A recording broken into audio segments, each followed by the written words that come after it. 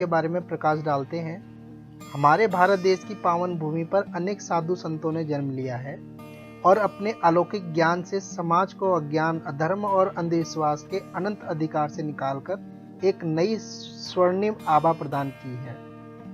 14वीं सदी के दौरान देश में जाति पाति, धर्म, वर्ण, छूत अछूत, पाखंड, अंधविश्वास का साम्राज्य स्थापित हो गया था। हिंदी साहित्यिक जगत में इस समय को मध्यकाल कहा जाता है। मध्यकाल में कई बहुत बड़े संत एवं भक्त पैदा हुए जिन्होंने समाज में फैली कुरीतियों एवं बुराइयों के खिलाफ न केवल बिगुल बजाया बल्कि समाज को टूटने से भी बचाया। इन संतों में एक थे संत कुलभूषण रविदास, जिन्हें रैदास के नाम से भी जाना जाता है। उनका पैतृक व्यवसाय चमड़े के जूते बनाना था, लेकिन उन्होंने कभी भी अपने पैतृक व्यवसाय अथवा जाति को तुच्छ अथवा दूसरों से छोटा नहीं समझा। वे अपने व्यवसाय एवं जाति से बेहद लगाव रखते थे और सम्मान करते थे। उन्होंने अपनी रचनाओं में भी अपनी जाति का उल्लेख बहुत ही गौरवमयी अंदाज में किया है।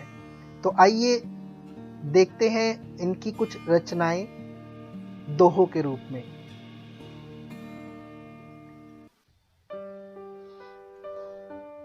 ऐसा चाहूं राज में जहां मिले सबन को अन्न, छोट बड़ो सब सम बसे, रैदास रहे प्रसन्न।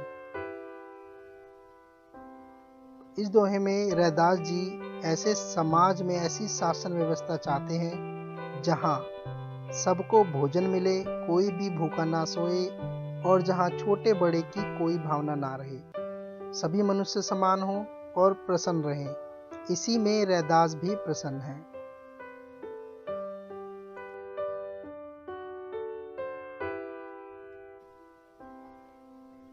अगले दोहे की तरफ बढ़ते हैं। पराधीनता पाप है, जान लेहुरे मीत, रैदास दास पराधीन सो, कौन करे है प्रीत। रैदास जी विनम्र भाव से कहते हैं कि हे मित्र, इस संसार में किसी की गुलामी स्वीकारना, उसके अधीन रहना सबसे बड़ा पाप है। इसलिए मनुष्य को कभी गुलाम बनकर नहीं रहना चाहिए तथा जो गुलाम होते हैं उनसे कोई प्रेम भी नहीं करता। अगला दोहा इस प्रकार है। रविदास सोई सुरा भला, जऊ लरे धर्म के हेतु, अंग अंग कटि भुइ गिरे, तऊ ना छोड़े खेतु। अर्थात रविदास जी कहते हैं कि वही शूरवीर होता है जो अपने धर्म के लिए लड़ता है, यानी सदाचार से परिपूर्ण सामाजिक व्यवस्था की स्थापना हेतु। बुराइयों से लड़ता लड़ता भले ही रणभूमि में ही शहीद हो, चूंकि सच्चे धर्म का अर्थ दूसरों के प्रति भलाई व नैतिकता होता है। अगला दोहा इस प्रकार है। रविदास जन्म के कारणे, होत न कोऊ नीच, नरकु नीच करी डारी है, ओछे कर्म की कीच। रविदास जी कर्म का महत्व बताते हुए कहते हैं कि कोई भी मनुष्य जन्म से ऊंच या नीच नहीं होता है, बल्कि उसके द्वारा किए गए कर्म ही उसे नीचा बनाते हैं। अतः मनुष्य को बुरे कर्म नहीं करने चाहिए।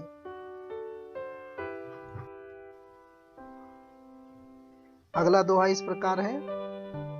अंग अंग कटवाही, जऊ दीनन करी हेत, रैदास छत्री सोई जानिए, जो छोड़े नहीं खेत। अर्थात रविदास जी क्षत्रिय की पहचान बताते हैं कि जो गरीब एवं दीनहीन की रक्षा करते हैं और रक्षा करते हुए हाथ पैर भी कट जाएं, लेकिन वह रण क्षेत्र नहीं छोड़ता, वही असली क्षत्रिय है। अर्थात दीन दुखी या साधनहीन की रक्षा करना ही वीर पुरुषों का कार्य है। अगले दोहे की तरफ बढ़ते हैं। रविदास हमारो राम जी, दशरथ करी सुत नाही, राम हमहु माही रमि रहियो, विसव कुटुंब माही। अर्थात रविदास जी कहते हैं कि हमारे राम दशरथ के पुत्र राम नहीं है, हमारे राम तो हमारे शरीर में ही बसे हुए हैं और सारा विश्व ही उनके लिए एक परिवार अथवा कुटुंब है और वह सारे विश्व में ही रमे हैं।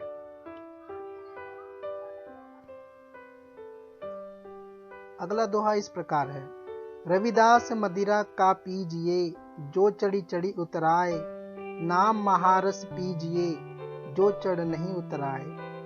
अर्थात रविदास जी कहते हैं कि लोगों को ऐसी मदिरा का सेवन नहीं करना चाहिए जिसका नशा जल्दी ही उतर जाए, बल्कि ऐसे ज्ञान रस का सेवन करना चाहिए जिसका नशा एक बार चढ़ने के बाद फिर कभी नहीं उतरे। अर्थात जीवन का अंधकार सत्संग से दूर होता है, अतः ज्ञानवान साधु संतों से संपर्क में रहना चाहिए। अगला दोहा इस प्रकार है। का मथुरा का द्वारका, का काशी हरिद्वार, रविदास खोजा दिल आपना, तऊ मिला दिलदार।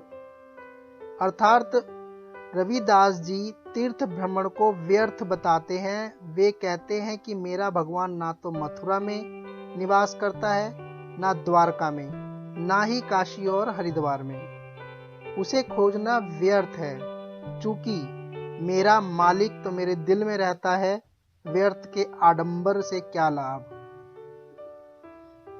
अगले दोहे की तरफ बढ़ते हैं दोस्तों। रविदास बाहमन मत पूजिए, जऊ होवे गुणहीन, पुजही चरण चंडाल के, जऊ होवे गुण प्रवीण।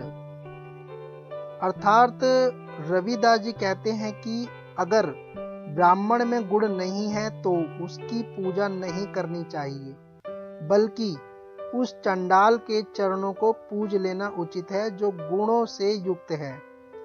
यहाँ उसका अभिप्राय है कि मनुष्य जाति के आधार पर ऊंचा नहीं होता है, बल्कि गुण व कर्म से श्रेष्ठ होता है। दोस्तों अगला दोहा इस प्रकार है। रविदास सत मत तियरि गिए, जो लो घट माही प्राण, सत भ्रष्ट करी जगत माही, सदा होत अपमान। इस दोहे में रविदास जी सद्बुद्धि की आवश्यकता पर बल देते हुए कहते हैं कि सद्बुद्धि का कभी भी त्याग मत कीजिए, क्योंकि जिस तरह से हमारे शरीर में सांसों का संचार हो रहा है, उसी प्रकार सद्बुद्धि का भी।